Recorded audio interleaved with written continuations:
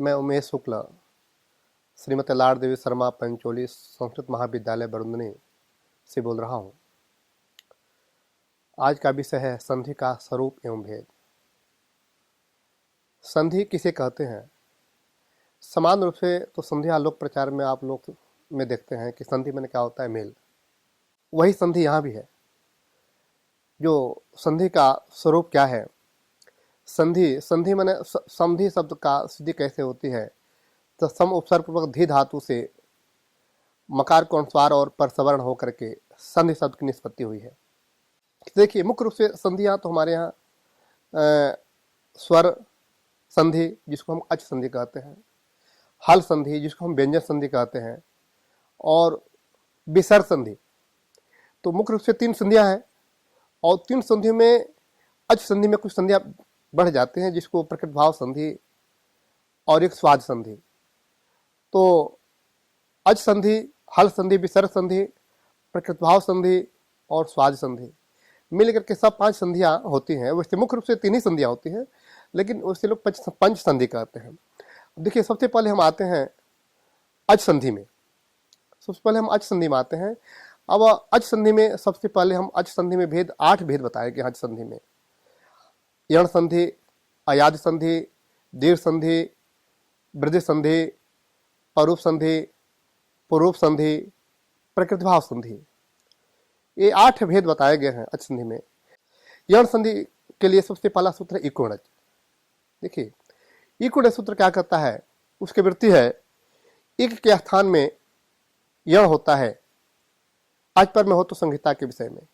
इका स्थाने यण स्यादच संहितायाम विषय सुधि उपास्य, ऐसा वृत्ति में लिखा हुआ है। एक के स्थान में यण होता, आज पर में हो तो संहिता के विषय में। यहाँ देखिए, ये तो सूत्र कहता है। दूसरी बात, हम जब यण संधि करते हैं तो हम पूर्व और पर का ज्ञान करते हैं। यण संधि करने के लिए पूर्व में क्या हो तो एक हो, पर में क्या हो अच हो। तो यदि पूर्व में एक हो, पर में अच हो, तो एक के स्थान में क्या होता है? यण आदेश हो जाता है। एक क्या है? प्रत्याहार है। यण क्या है? प्रत्याहार है। एक में एक के स्थान में एक जो वर्ण है, 4 वर्ण है, वो प्रत्याहार है। ई उ री ली, उनके स्थान में यण आदेश हो जाता है। यण क्या है? तो य व र ल, ये 4 आदेश हो जाते हैं। तो ई के स्थान में य होता है, उ के स्थान में व होता है, री के स्थान में र होता है और लरी के स्थान में ल आदेश हो जाता है। इसी को हम यण संधि कहते हैं। अब ये 4 जो एक के स्थान में जो यण एक 4 जो है, उस एक 4 के स्थान में जो यण 4 आदेश होते हैं वो कहाँ पर होंगे? तो पर में क्या? अच प्रत्याहार। तो जहां संसार में यदि पूर्व में एक होगा, पर में अच होगा, तो वहां पर यण संधि होगी, वहां पर यण संधि होगी। जैसे प्रयोग मान लीजिए सिद्ध करना है शुद्धि उपास्य। क्या प्रयोग सिद्ध करना है? शुद्धि उपास्य। तो शुद्धि धन उपास्य हमने कहा, शुद्ध धन उपास्य। अब यहाँ एक कौन है? देखिए, 2 वर्ण है यहाँ पर, एक तो शुद्धि है, एक उपास्य है। तो यहाँ पर अब 2 जो शब्द है, उसमें शुद्धि में जो ध में जो ई है, धकारोत्तरवर्ती जो इकार है वो एक है, और उपास्य का जो ऊ है पर में, ऊपर में है, वह क्या है? अच है। तो यहाँ पर अब शुद्धि में ध में ई और उपास्य का ऊ अच पर में है, इसलिए इकोणज सूत्र के द्वारा ई के स्थान में क्या हो गया? यण हो गया। तो अब ई का यण, भाई ई के स्थान में यण होता है, तो शुद्धि में ध में जो ई है वहाँ एक है और यण क्या है? 4 है। वो कैसे होंगे? तो हम जाते हैं संज्ञा प्रकरण में जाते हैं। संज्ञा प्रकरण में जाने के बाद हमें ज्ञान करना पड़ता है कि किस वर्ण का कौन सा आदेश होगा। तो सबसे पहले हम स्थान प्रयत्न ज्ञान करते हैं। तो ई का कौन सा स्थान है? तो ईचु ऐसानम तालु। और य का स्थान कौन सा है? तो ईचु ऐसानम तालु। तो ई और य का दोनों का स्थान क्या? एक है, इसलिए हमने ई के स्थान में क्या कर दिया? य जड़ किया। तो जब य जड़ हो गया तो क्या बना? सु ध य धन उपास्य। अब हम वर्ण सम्मेलन करते हैं तो क्या बनता है? सु ध य, ध भी हल है और यह भी हल है और उ का मिल जाता है, तो शुद्धि उपास्य प्रयोग बनता है। भाई, अन्य प्रयोग बनाने के लिए तो बहुत से सूत्र हैं, इसको शुद्धि उपास्य सिद्ध करने के लिए समान रूप से ज्ञान कराना है कि यण संधि क्या होती है। अब इसके बाद संधि आती है अयाद संधि। इसके बाद संधि आती है अयाद संधि। अब अयाद संधि में अयाद संधि क्या होती है? तो अयाद संधि के लिए सूत्र है एचो अयवा याव। एचो अयवा याव। अब ये सूत्र क्या करता है? इसकी वृत्ति है कि एचः क्रमादय अव आय आव एते स्युरचि, एते स्युरचि। मैंने कह दिया कि एचः क्रमाद, एच को क्रम से क्या होता है कि एच क्या है, प्रत्याहार है। एच क्या है, प्रत्याहार है। तो एक एच प्रत्याहार में कितने वर्ण आते हैं, 4 वर्ण आते हैं। ए ओ आई औ, ए ओ आई और 4 वर्ण आते हैं।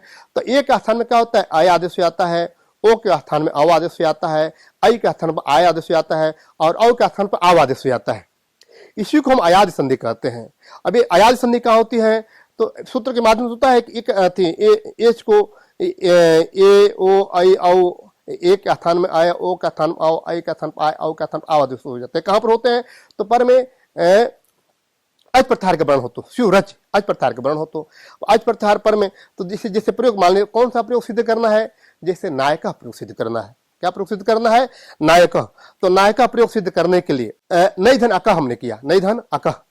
तो नई धन अकह में यहां पर अब एच कौन हुआ, तो न में आई, और अज पर में कौन हुआ, तो अकह का। तो हमने आई का स्थान में क्या कर दिया, हमने आय आदेश कर दिया। जो सूत्र हमने एच आयवा यावा सूत्र से जो 4 आदेश होते हैं उसमें एक का स्थान में क्या कर दिया, आय आदेश कर दिया हमने।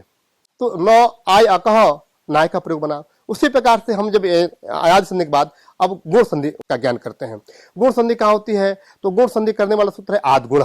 गुण संधि करने वाला सूत्र है आद गुण। वो क्या कहते हैं, वृत्ति क्या है, तो अवर्णादच परे पूर्व परयो रेकु गुण आदेश स्यात्। अवर्ण से अच पर में हो तो पूर्व और पर के स्थान में क्या होता है, गुण रूप का आता है। जैसे प्रयोग बनाना है उपेंद्र, तो जैसे उपेंद्र प्रयोग बनाता है, पूर्व में क्या हो, अवर्ण हो, और पर में क्या हो, अच हो। पूर्व में अवर्ण हो, पर में अच हो। तो यहाँ उपधन इंद्र में यहाँ अवर्ण कौन हो, उप में प में अज पर में कौन हुआ, इंद्र का ई। इसलिए अ और ई मिलके क्या हो गया, गुण हो गया। एक समान सूत्र तो कहता ही है। और गुण संधि करने के लिए सबसे पहले ज्ञान करना था पूर्व पर का। तो पूर्व में क्या हो, अवर्ण हो, और पर में क्या हो, अच हो। तो पूर्व अ और ई मिलके हमने क्या कर दिया, वहां गुण संधि करके उपेंद्र प्रयोग सिद्धि किया हमने।